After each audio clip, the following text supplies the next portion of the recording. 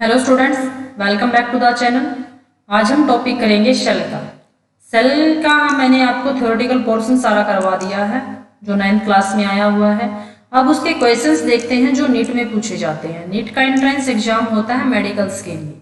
Medical में जो students doctorate के लिए एग्जाम देते हैं दैट वो एग्जाम नीट का होता है। तो सेल के जो क्वेश्चंस आते हैं नीट के अंदर, आपके लेवल पर जो क्वेश्चंस अभी बने हैं मैं आपको सिर्फ वही क्वेश्चंस करवा रही हूँ। क्यों? आपको अभी जैसे 9th से अगर आप प्रिपरेशन करना स्टार्ट कर देते हो तो 11th और 12th के बाद आपको कॉन्सेप्ट्स क्लियर जिसको हम बोलते हैं वो हो जाते हैं। और फिर अगर आपको कोचिंग की रिक्वायरमेंट्स होती भी है तो आपको इतना इफेक्ट नहीं पड़ता है उसके ऊपर कि आप बर्डन नहीं ले पाते, आप अच्छे से चीज़ों को समझ जाओगे क्योंकि आपने बहुत सारे क्वेश्चंस के आंसर्स अभी पता है। अदरवाइज तो ये होता है कि आपको थ्योरी पढ़ा दी है, आपको 5 नंबर का 7 नंबर का क्वेश्चन जो भी आपको आता है उसको आपको रटवा दिया जाता है, आपको कॉन्सेप्ट का पता ही नहीं चलता है। फिर हमको लोगों को लगता है कि एंट्रेंस पता नहीं क्या होते हैं, एंट्रेंस पता नहीं क्या होते हैं, लेकिन होता क्या है कि हम उस पॉइंट ऑफ व्यू से तैयार ही नहीं होते हैं पहले से ही। तो मैं आपको वो पॉइंट ऑफ व्यू बता रही हूँ कि किस तरीके के क्वेश्चंस नीट के अंदर पूछे जाते हैं और आपके लेवल पर जो सेल का टॉपिक है उसके अंदर से क्या क्या क्वेश्चंस हैं। तो 1 बाय 1 आपको करवा रहे हैं टॉपिक्स। एटम एंड मॉलिक्यूल्स के मैंने आपको करवा दिए थे, आज सेल के करवा रही हूँ। उसके बाद जो टॉपिक्स होंगे उसके करवा दिए जाएंगे। तो चैनल को सब्सक्राइब करना बिल्कुल भी ना भूलें, अपने दोस्तों के साथ शेयर कीजिए क्योंकि जब भी हम इंफॉर्मेशन शेयर करते हैं तो हमें और भी इंफॉर्मेशन मिलती है। तो ऐसा नहीं है कि मेरे को पता चल गया मैं किसी को बताऊं ही ना, तो उससे इन्फॉर्मेशन शेयर नहीं होती क्योंकि उसको भी तो ऐसा हो सकता है ना कि कुछ और भी पता हो। तो अगर आप डॉक्टर बनने की इच्छा रखते हैं, नीट का एग्जाम देने के लिए आप प्रिपरेशन होना चाहते हैं, तो आप 9th क्लास से ही स्टार्ट हो जाइए। तो हम स्टार्ट करते हैं questions. First one is the what is the structural, functional and biological unit of the organism. कि जो एक ऑर्गेनिज्म है उसके अंदर उसके स्ट्रक्चर को फॉर्म करने के लिए, एक फंक्शंस को परफॉर्म करने के लिए और बायोलॉजिकल यूनिट्स, सिंपल यूनिट्स की अगर हम बात करते हैं वो क्या होती है? सेल। अब हम बात करते हैं कि सेल को किसने डिस्कवर किया था? Who discover the cell. ये क्वेश्चन अलग अलग तरीके से भी आ सकता है। आपको मोस्ट ऑफ एमसीक्यूज में ये क्वेश्चंस आते हैं कि आपको 4 ऑप्शन दिए जाते हैं, उसमें से आपको बताना होता है कि राइट वन क्या है। वो क्वेश्चंस में आपको देखना होता है। जैसे यहाँ है कि हु डिस्कवर द सेल, जैसे रॉबर्ट हुक। अब इस तरीके के 4 और टॉपिक हैं कि रॉबर्ट हुक के ने डिस्कवर किया था, उसके बाद भी सेल के ऊपर और साइंटिस्ट ने काम किया है। तो ऐसा पूछ सकता है कि who is not responsible for the discovery of cell. तो आपको नॉट या फिर यस ये चीजें मार्क कर लेनी होती हैं कि वो क्या पूछना क्या चाह रहा है। पहले आपको क्वेश्चंस का पता होना चाहिए, आप आंसर उसी पे बात कर सकते हैं। जैसे हम देखते हैं रॉबर्ट हुक, उन्होंने डेड कॉर्प के ऊपर काम किया था और सेल को डिस्कवर किया था इन द 1665। अब उसके बाद एंटोन वॉन लीवनहुक भी है, इन्होंने भी सेल के ऊपर काम किया। बात तो इन्होंने भी डिस्कवरी की, इन्होंने पहली बार डिस्कवर किया था, उसके बाद सेल के ऊपर इन सभी लोगों ने काम किया। लीवनहुक ने किया जो इन्होंने डेड सेल्स के ऊपर डेड बताया था उनको, अब इन्होंने उसको क्या बताया? एनिमिकुलस बताया था इन्होंने इनको, और कंपाउंड माइक्रोस्कोप के थ्रू उन्होंने देखा। स्लाइवर और ब्लड को उन्होंने स्टडी किया था और बाद में एल्गी को भी डिस्कवर किया। और लीवनहुक को हम फादर ऑफ माइक्रोबायोलॉजी भी बोलते हैं। तो ये जो टर्मिनोलॉजीज हैं, father of microbiology, father of ecology, father of botany, father of zoology, father of biology, fathers आपको सभी के पता होने चाहिए। नेक्स्ट में इज द मेथड सिल्डन। उसके बाद सिल्डन आए, उन्होंने क्या किया? Discover that the all plants and every parts of them are made up of the cell. Discovered of the cell nucleus. Nucleus को किसने डिस्कवर? बाद में न्यूक्लियस को डिस्कवर किया इन्होंने, शेल्डन ने। और इन्होंने क्या बताया कि प्लांट्स और प्लांट्स के सभी पार्ट्स किससे मिलकर बनते हैं? सेल से मिलकर बनते हैं। फिर आए सचिवान, 1807 और 1893 तक इनका बर्थ और डेथ था ये। इन्होंने क्या डिस्कवर किया? Discover that all animals and every part of them are made up of the cell. इन्होंने प्लांट के बारे में बताया था, इन्होंने एनिमल के बारे में बता दिया। Independently announced that east is a living organism. और इन्होंने इसके साथ साथ क्या बताया कि ईस्ट भी क्या होती है? एक लिविंग ऑर्गेनिज्म होती है। उसके बाद आए रोडोल्फ विर्चो। रोडोल्फ विर्चो का नाम अच्छे से याद कर लेना क्योंकि ये नाम बहुत बार पूछा जाता है। इन्होंने एक थ्योरी दी थी ओमनिस सेलुला ए सेलुला। इस वर्डिंग को भी याद रख लेना, ओमनिस सेलुला ई सेलुला। इसका मतलब क्या होता है इंग्लिश में कि every cell originate from another existing cell like it. कि एक सेल जब बनती है, जो आगे वाली सेल होती है वो पहले वाली सेल से ही बनती है। मतलब कि ये एक सेल प्रेजेंट है, इसके अंदर डिवीजन होगा तब आगे जाकर दो सेल्स बनेंगी।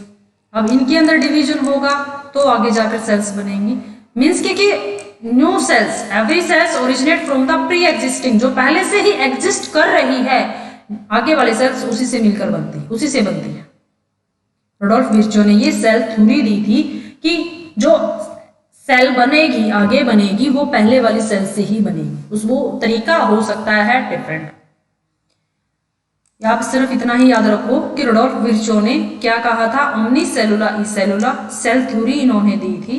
इसका मतलब क्या है, every cells originate from the another pre existing cells like it, उसी की जैसी है। जो first to recognise the leukaemia cells, leukaemia होता है ब्लड कैंसर, ल्यूकेमिया की सेल्स इन्होंने ही सबसे पहले डिस्कवर की थी। तो इन सब ने क्या किया था, सेल्स की डिस्कवरी की है, सेल्स के ऊपर काम किया है। तो रॉबर्ट हुक ने सबसे पहले काम किया था, इसीलिए इसको रॉबर्ट हुक को इसका डिस्कवरर माना जाता है।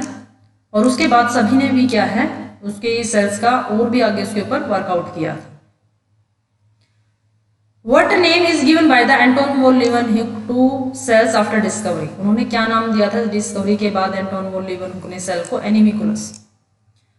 Who discovered the nucleus? Robert Brown, Robert Brown ने डिस्कवर किया था न्यूक्लियस को। Classification of cells on the basis of nucleus, nucleus को डिस्कवर कर लिया कि न्यूक्लियस के बेसिस पर फिर सेल्स के दो टाइप्स होते हैं, that one is the prokaryotic and the eukaryotics. ये आपको थ्योरी के अंदर भी करवाए गए हैं कि what is prokaryotic and what is eukaryotic theory.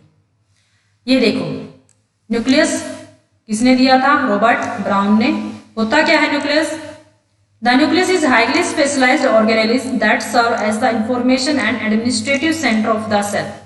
This organelle has two major functions, क्या क्या है इसके दो फंक्शंस मेन क्या है, it store the cell hereditary material और डीएनए, सेल का जो हेरिडिटरी मटेरियल जिसको हम डीएनए बोलते हैं उसको स्टोर करके रखता है। और उसके साथ साथ it coordinate the cells activities which include intermediary metabolism, growth, protein synthesis and reproduction. तो जो डीएनए है उसको रखता है, डीएनए क्या है, हेरिडिटरी मटेरियल है, और उसके साथ साथ जो उसकी एक्टिविटीज होती हैं सेल के अंदर, उसका मेटाबॉलिज्म, सेल का मेटाबॉलिज्म क्या होना है, ग्रोथ कैसे होनी है उसका, उसके अंदर प्रोटीन सिंथेसिस क्या होना है, रिप्रोडक्शन कैसे होता है उस सेल के अंदर, उस सभी को कंट्रोल कौन करता है, न्यूक्लियस करता है। तो इसमें बहुत सारे क्वेश्चंस बनते हैं कि न्यूक्लियस को डिस्कवर किसने किया, रॉबर्ट ब्राउन ने किया। है क्या न्यूक्लियस, एक हाईली स्पेशलाइज्ड ऑर्गेनेलिज है जो एडमिनिस्ट्रेट करती है सेंटर को, एडमिनिस्ट्रेटिव सेंटर होती है सेल का। क्यों होती है, क्योंकि उसके अंदर डीएनए होता है। डीएनए क्या है, एक हेरिडिटरी मटेरियल है। हेरिडिटरी मटेरियल वो होता है जो हमें हमारे पेरेंट्स से मिला है और हम अपने बच्चों को, अपने ऑफस्प्रिंग को ट्रांसफर करते हैं, जो ट्रांसफर जाता है दैट इज द हेरिडिटी। तो डीएनए क्या है, हमारा ट्रांसफर होता है। और उसके साथ साथ क्या फंक्शन है इसका कि जो सेल का मेटाबॉलिज्म कैसे हो रहा है, उसकी ग्रोथ क्या होती है, कैसे होती है, प्रोटीन का सिंथेसिस कहाँ होगा, किस तरीके से होगा और किस टाइप का प्रोटीन वहां पर बनेगा, उन सबकी इंफॉर्मेशन न्यूक्लियस के अंदर डीएनए के पास होती है। तो ये क्या है, इसके सारे फंक्शंस होते हैं। ये न्यूक्लियस होता है, न्यूक्लियस के बाहर क्या है, न्यूक्लियर एनवेलप होता है, इसके अंदर ये पोर होते हैं जिनको हम न्यूक्लियर पोर बोलते हैं। ये जो अगर बिल्कुल कंडेंस्ड फॉर्म में प्रेजेंट होता है उनको हम क्रोमेटिन बोलते हैं। और ये एक्स्ट्रा जब प्रेजेंट है, एक्स्ट्रा को न्यूक्लियोलस बोला जाता है। जो पैक्ड प्रेजेंट है ये क्रोमोसोम्स होते हैं और क्रोमोसोम्स की स्ट्रक्चर इस टाइप्स की होती है जैसे दिखाई दे रही है दिस। और कब डिस्कवर किया था इसको, 1831 के अंदर। एक बार से जो एंट्रेंस एग्जाम होता है उसके अंदर सन भी पूछ ले जाते हैं, बाकायदा पूछे तो नहीं जाते लेकिन एक आध बार पूछ ले जाते हैं 1831 के अंदर। Next one is the in animal cells which cell organelle is not present. Animal cells के अंदर कौन सी सेल ऑर्गेनेलिज जो होती है वो प्रेजेंट नहीं होती है, that one is the cell wall. Cell wall सिर्फ प्लांट सेल्स के अंदर प्रेजेंट होती है। Where the DNA present in the cell, cell के अंदर डीएनए कहाँ पर प्रेजेंट होता है, जो मैंने आपको अभी करवाया था, इन the nucleus. DNA stands for, DNA की फुल फॉर्म क्या होती है, डीऑक्सीराइबो न्यूक्लिक एसिड। कहाँ पर प्रेजेंट होता है, न्यूक्लियस के अंदर। काम क्या होता है, हेरिडिटरी मटेरियल। तो ये सारी चीजें उसकी याद होनी चाहिए हमें। जिस तरीके से याद करा रही हो आप उसको ही को बार बार याद कर लेना, आपको अच्छे से याद हो जाएगा। क्योंकि वीडियो को अगर 2 या 4 बार अच्छे से याद करोगे तो आपको सेल के सारे क्वेश्चंस याद हो जाएंगे। तो ये देखो, न्यूक्लिक एसिड्स का फंक्शन क्या होता है, जेनेटिक मटेरियल और इंफॉर्मेशन को स्टोर करके रखता है। क्या क्या होता है उसके अंदर इन्फॉर्मेशन स्टोर, जीन्स की फॉर्म में होती है। Blueprint for the building proteins, जो प्रोटीन्स जो बनेंगे उनका ब्लूप्रिंट इनके पास होता है, इसके पास न्यूक्लिक एसिड्स के पास। डीएनए अपनी इंफॉर्मेशन आरएनए के फॉर्म में देगा और आरएनए से आगे प्रोटीन की सिंथेसिस होगी। इस तरीके से क्या इंफॉर्मेशन ट्रांसफर होती है। ये डीएनए प्रेजेंट है, डीएनए आरएनए में कन्वर्ट हो, आरएनए को इंफॉर्मेशन देगा, आरएनए बनने के बाद उससे प्रोटीन बनेगा।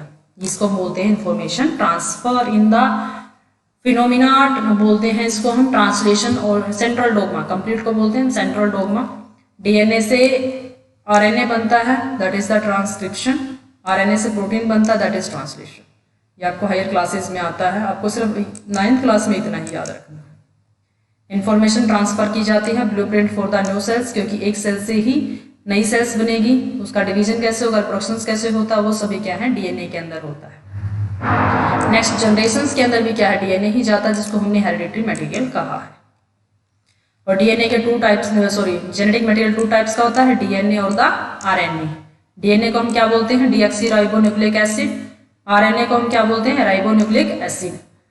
इन जो स्लाइड्स में, इन क्वेश्चंस में जो मैं एक एक क्वेश्चंस बोल रही हूँ ना, एक एक वर्ड्स, उसका एक क्वेश्चंस बनता है कि आरएनए की फुल फॉर्म क्या है, डीएनए की फुल फॉर्म क्या है, डीएनए और आरएनए में डिफरेंस क्या है, वो सब।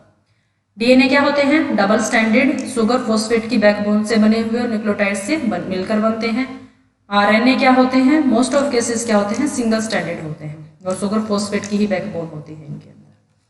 डीएनए और आरएनए में डिफरेंस क्या होता है, डीऑक्सीराइब, इसके अंदर जो शुगर होती है दैट इज डीऑक्सीराइबोज शुगर, और यहाँ पर शुगर क्या होती है, राइबोज शुगर। डिफरेंस होता है सिर्फ और सिर्फ इस एक ऑक्सीजन का। यहाँ पर क्या है, H है, वहां पर क्या है, एक OH है। यहाँ पर एक ऑक्सीजन कम है इसलिए डीऑक्सी बोला है, यहाँ पर एक ऑक्सीजन ज्यादा है, दैट इज राइबोज। राइबोज से एक ऑक्सीजन कम कर दी तो इसको बोलते हैं हम डीऑक्सीराइबोज। तो डीएनए में क्या है, एक ऑक्सीजन इसकी राइबोज शुगर में कम होती है, इसीलिए इसको डीऑक्सीराइबोज बोला जाता है। ये डिफरेंस होता है। और डीएनए के अंदर जो न्यूक्लियोटाइड बेस पेयर्स आते हैं उसके अंदर यहाँ पर थायमीन आता है और यहाँ पर यूरासिल आता है। इनकी बेस पेयरिंग होती है। बेस पेयरिंग जिस तरीके से होती है कि यहाँ पर जैसे एडेनिन है, ए इसको हम बोलते हैं, ए के साथ हमेशा जाता है टी या फिर you.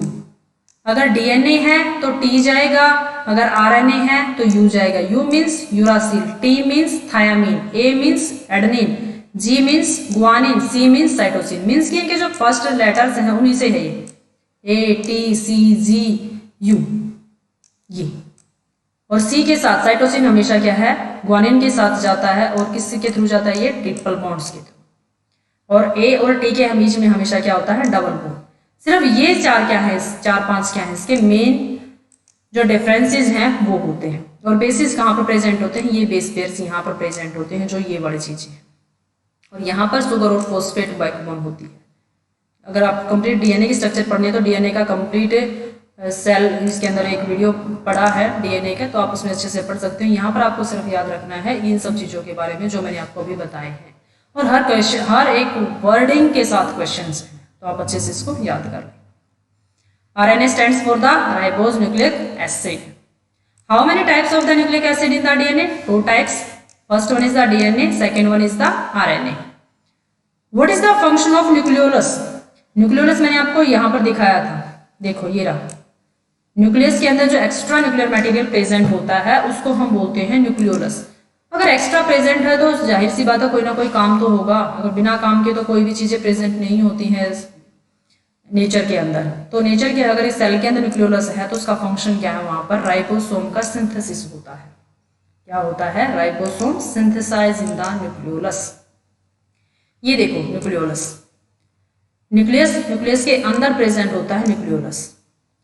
The nucleolus is the discrete density stained structure found in the nucleus. Nucleus के अंदर ज्यादा डेंसली पैक्ड स्ट्रक्चर जो होती है that one is the nucleolus. The nucleolus is composed of the ribonucleic acid, RNA and the associated proteins. किससे मिलकर बनता है न्यूक्लियोलस, RNA और कुछ प्रोटीन से मिलकर बनता है। न्यूक्लियोलस प्रोड्यूस्ड राइबोसोम्स, क्या बताया था मैंने आपको, राइबोसोम की सिंथेसिस वहां पर होती है मेन, यही यहाँ पर है। Nucleolus produce ribosomes which move out of the nucleus and takes positions on the rough endoplasmic reticulum where they are critical in the protein synthesis, जिनको हम RER बोलते हैं। एंडोप्लाज्मिक रेटिकुलम के साथ जब राइबोसोम्स जुड़े हुए होते हैं तो हम उनको बोलते हैं राइबोसोमल एंडोप्लाज्मिक रेटिकुलम RER। तो यहाँ से न्यूक्लियोलस के कहाँ है, न्यूक्लियस के अंदर कैसा है, डेंसली स्टेन्ड स्ट्रक्चर है, किससे मिलकर बना है, RNA और कुछ प्रोटीन से मिलकर बना है। फंक्शन क्या है, राइबोसोम को सिंथेसिस करना है। यहाँ पर राइबोसोम सिंथेसिस होने के बाद कहाँ पर जाते हैं, एंडोप्लाज्मिक रेटिकुलम के पास। तो ये सभी क्या है, इसके क्वेश्चंस इससे बनते हैं, मैक्सिमम जो क्वेश्चंस इससे बनते हैं। What is the nucleolus, extra nuclear material in the cell.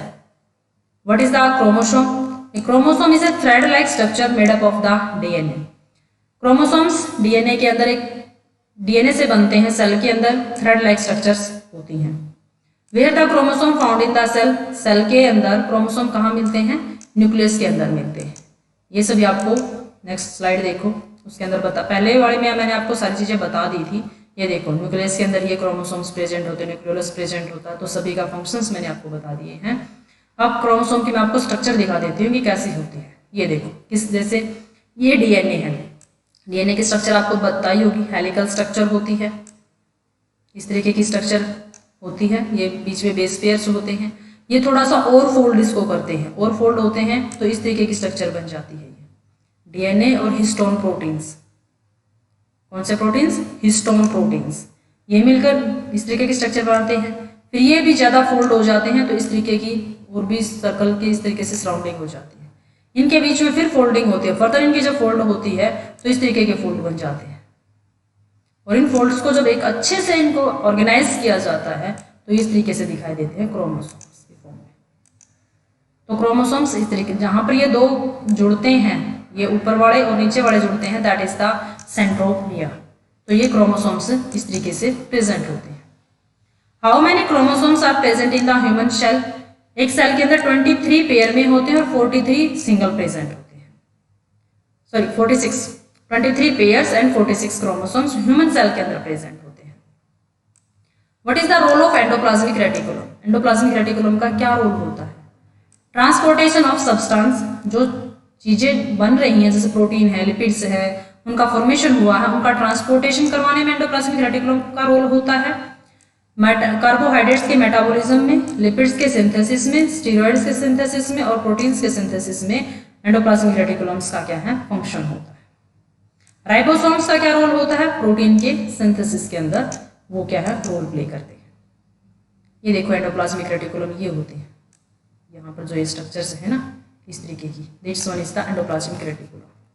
अगर इनके ऊपर राइबोसोम्स प्रेजेंट हैं तो हम इनको बोल देते हैं रफ एंडोप्लाज्मिक रेटिकुलम।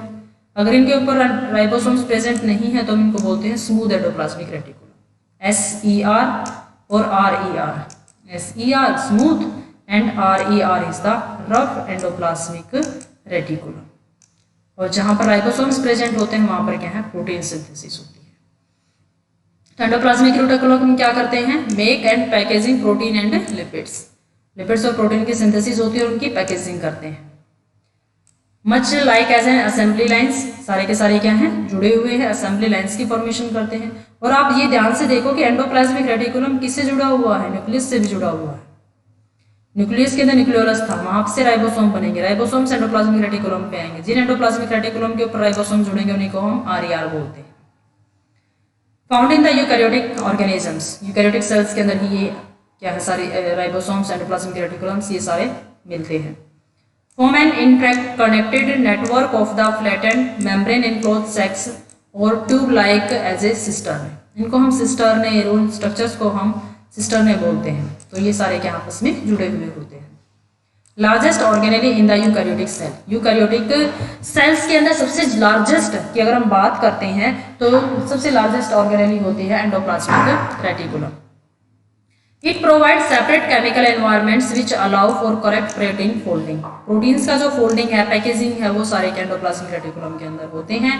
2 टाइप्स के होते हैं, रफ एंड द स्मूथ, वो मैंने आपको बता दिए हैं। अगर राइबोसोम्स प्रेजेंट है तो रफ एंडोप्लाज्मिक रेटिकुलम, अगर नहीं है तो स्मूथ एंडोप्लाज्मिक रेटिकुलम। ये देखो राइबोसोम्स, राइबोसोम्स के फंक्शन क्या होता है, प्रोटीन की फैक्ट्रीज होती है कि प्रोटीन की फॉर्मेशन होती है। यूकैरियोट्स के अंदर 80s के होते हैं, प्रोकैरियोट्स के अंदर 70s के होते हैं। और दो सब यूनिट्स होती हैं, ये लार्ज सब यूनिट होती है और ये स्मॉल सब यूनिट होती है। और पहले ये क्या होते हैं, बिल्कुल फ्री होते हैं साइटोप्लाज्मा के अंदर, और कुछ एक क्या होते हैं एंडोप्लाज्मिक रेटिकुलम के साथ अटैच होते हैं। इस तरीके से क्या है, इनकी अटैचमेंट होती है राइबोसोम्स के एंडोप्लाज्मिक रेटिकुलम्स के साथ। What is the role of mitochondria? Mitochondria का क्या रोल होता है? एटीपी सिंथेसिस, जिसको हम क्या बोलते हैं, what is the power house of the cell? Mitochondria. कि माइटोकॉन्ड्रिया का दूसरा नाम क्या है? Power house of the cell. ये क्वेश्चन दो तरीके से पूछा जा सकता है कि what is the power house of the cell, या what is the second name of the mitochondria. इस तरीके से भी पूछ लेते हैं, उसको हम क्या बोलते हैं? Power house of the cell. ATP की फुल फॉर्म क्या है? Adenosine triphosphate. एडिनोसिन ट्राइफॉस्फेट जो एनर्जी करेंसी है सेल के अंदर। सेल के अंदर अगर हम बात करते हैं एनर्जी करेंसी क्या होती है? एटीपी की। बॉडी किस फॉर्म में एटीपी एनर्जी लेती है? एटीपी की फॉर्म में। ये देखो माइटोकॉन्ड्रिया की स्ट्रक्चर इस तरीके से होती है, inner membrane, outer membrane. Double membrane structure होती है माइटोकॉन्ड्रिया के अंदर। कहा है ना कि डबल मेम्ब्रेन, डीएनए कुछ डीएनए इसका डीएनए इसके पास होता है। Very numerous in high requirement cells, सबसे ज्यादा जहां पर एनर्जी जिससे जहां पर ज्यादा जरूरत होती है एनर्जी की, वहीं पर माइटोकॉन्ड्रिया का नंबर क्या है? ज्यादा होता है। दूसरा फंक्शन क्या है? Power house of the cell, energy provide करता है। Transfer energy into the ATP to be used as energy for the life functions. ATP की फॉर्म में क्या है? एनर्जी की फॉर्मेशन होती है, उसको ट्रांसफर करता है। Cell types, eukaryotic cells and the plant and animal cells. ये क्या है? प्रेजेंट होता है, प्लांट्स में भी प्रेजेंट होता है और एनिमल्स में भी प्रेजेंट होता है। What is the function of lysosomes? Lysosome का क्या फंक्शन होता है? Lysosomes engulf the foreign particles. जो फॉरेन पार्टिकल्स होते हैं, जो सेल के पार्टिकल्स नहीं होते हैं, उनको इनगल्फ करने की, उनको खा जाने की, या फिर जो जरूरत के नहीं है उनको डैमेज करने का फंक्शन क्या होता है? लाइसोसोम्स का होता है। What is the suicidal bag of the cell? Suicide कर जाते हैं, मीन्स सुसाइड क्या होता है? आत्महत्या। कि कई बार क्या होता है कि लाइसोसोम्स इन फॉरेन पार्टिकल्स को डिस्ट्रॉय करते करते खुद भी क्या है? सुसाइड कर जाते हैं, उनकी भी डेथ हो जाती है, तो इसलिए इनको बोलते हैं suicidal bag of the cell. That one is the lysosome. Which cell organelle present only in the plant cell? Animal cell के अंदर सिर्फ थी सेल वॉल जो प्रेजेंट नहीं होती है, और जो सिर्फ प्लांट सेल्स के अंदर ही प्रेजेंट होंगे, एनिमल्स में नहीं प्रेजेंट होती है, दैट इज द क्लोरोप्लास्ट। बाकी सभी क्या है? सभी इनके अंदर प्रेजेंट होते हैं। Endoplasmic reticulum, lysosomes, vacuoles, nucleus, nucleolus, वो सब क्या है? एक जैसे प्रेजेंट होते हैं। ये देखो लाइसोसोम्स। लाइसोसोम्स की स्ट्रक्चर देखो, इस तरीके की स्ट्रक्चर होती है, छोटी सी। क्या होता है इसके अंदर? They have the low pH, acidic medium होता है, पीएच बिल्कुल लो होता है इसके अंदर। और इसके पास क्या? डाइजेस्टिव एंजाइम्स होते हैं, जो भी फॉरेन पार्टिकल्स आता है उसको डाइजेस्ट करने का काम करते हैं। या फिर फूड है जो डाइजेस्ट हो चुका है सेल के अंदर, सेल को जितनी जरूरत थी वो हो चुका, जो एक्स्ट्रा है उसको डैमेज करने का काम का है। डाइजेस्टिव एंजाइम्स जो उसके अंदर लो पीएच होने की वजह से एक्टिव हो जाते हैं, वो उसको तब उसका क्या है? फंक्शन उसका कर पाते हैं। वही है ना, break down, recycle food, bacteria and old cell parts, उन सभी को क्या है? ब्रेक डाउन कर देते हैं। थिंक लाइसोल्स। लाइसोल मीन्स क्या होता है? क्लीनर, उसको क्लीन करने का, तो इसीलिए इसका क्या नाम होता है? लाइसोसोम्स। ये इसका काम होता है। ये देखो लाइसोसोम्स, फूड वैक्यूल के अंदर फूड चला गया इसके अंदर, और फूड के साथ क्या है? ये लाइसोसोम जुड़ गया। लाइसोसोम ने क्या? इसको डाइजेस्ट कर दिया। हाइड्रोलाइटिक एंजाइम्स थे, उनको सारे फूड को डाइजेस्ट कर दिया। डाइजेशन के बाद सेल को क्या है? एनर्जी मिल गई, और एनर्जी के बाद जो सेल डेब्रिस या फिर वेस्ट बच जाता है उसको लाइसोसोम क्या? डैमेज कर देते हैं। Function of the chloroplast. Function क्या होता है क्लोरोप्लास्ट का? फोटोसिंथेसिस का। मेन फंक्शंस क्या है इसका? फोटोसिंथेसिस का। Which cell organelle is responsible for the green colour in the plant? कि प्लांट्स के अंदर जो लीव्स का ग्रीन कलर होता है, क्यों होता है? क्योंकि क्लोरोप्लास्ट वहां पर प्रेजेंट होता है। क्लोरोप्लास्ट के अंदर जो थाइलाकॉइड्स होते हैं, ग्रेना होते हैं, वो ग्रीन कलर के होते हैं। क्लोरोफिल वहां पर प्रेजेंट होता है उनके अंदर, इस वजह से क्या उनका ग्रीन कलर होता है। Function of vacuoles. वैक्यूल का क्या फंक्शन होता है? फूड स्टोर करना, वाटर को स्टोर करना और वेस्ट मटेरियल को स्टोर करना। प्लांट्स के अंदर ये क्या होते हैं? बड़े होते हैं, और एनिमल्स के अंदर ये छोटे होते हैं वैक्यूल्स। ये देखो पहले क्लोरोप्लास्ट को देख लेते हैं। क्लोरोप्लास्ट को से क्या मिलता है? हमें प्लांट्स को एनर्जी मिलती है। का फंक्शन क्या है? Capture energy from the sun and change it into the food for the plants. क्या फंक्शन है? Main photosynthesis. स्ट्रक्चर क्या है? तो डबल मेम्ब्रेन स्ट्रक्चर है ये भी, जैसे माइटोकॉन्ड्रिया डबल मेम्ब्रेन स्ट्रक्चर है, ऐसे क्लोरोप्लास्ट भी है। और इसके पास अपना डीएनए, उसके पास भी अपना डीएनए है, एक जैसा होता है डीएनए। इसके पास मेन क्या है कि क्लोरोफिल होता है, और एनिमल सेल्स में कभी भी नहीं मिलता, क्योंकि एनिमल्स को फोटोसिंथेसिस नहीं करना होता, उनको ग्रीन क्लोरोफिल्स की रिक्वायरमेंट्स नहीं होती है, क्योंकि एनिमल्स क्या है? प्लांट्स के ऊपर फीड करते हैं। ये स्ट्रक्चर देखो, inner cell, inner membrane, outer membrane, ये बीच में क्या होते हैं? स्ट्रोमा होते हैं, ये थाइलाकॉइड्स हैं, स्ट्रोमास हैं, ग्रेना है, ये सारे क्या होते हैं? इसकी स्ट्रक्चर होती हैं क्लोरोप्लास्ट की। ये है vacuoles. Plant cells usually have a big central vacuoles the membrane of which is called the tonoplast. Vacuole है, वैक्यूल की लेयर को बोला जाता है टोनोप्लास्ट। प्लांट सेल्स के अंदर ये बड़ी होती है, क्योंकि प्लांट्स के अंदर एक्सक्रीटरी सिस्टम नहीं होता है, इस वजह से। Central vacuole can act as a storage. Central vacuole है, स्टोरेज की तरह काम करती है।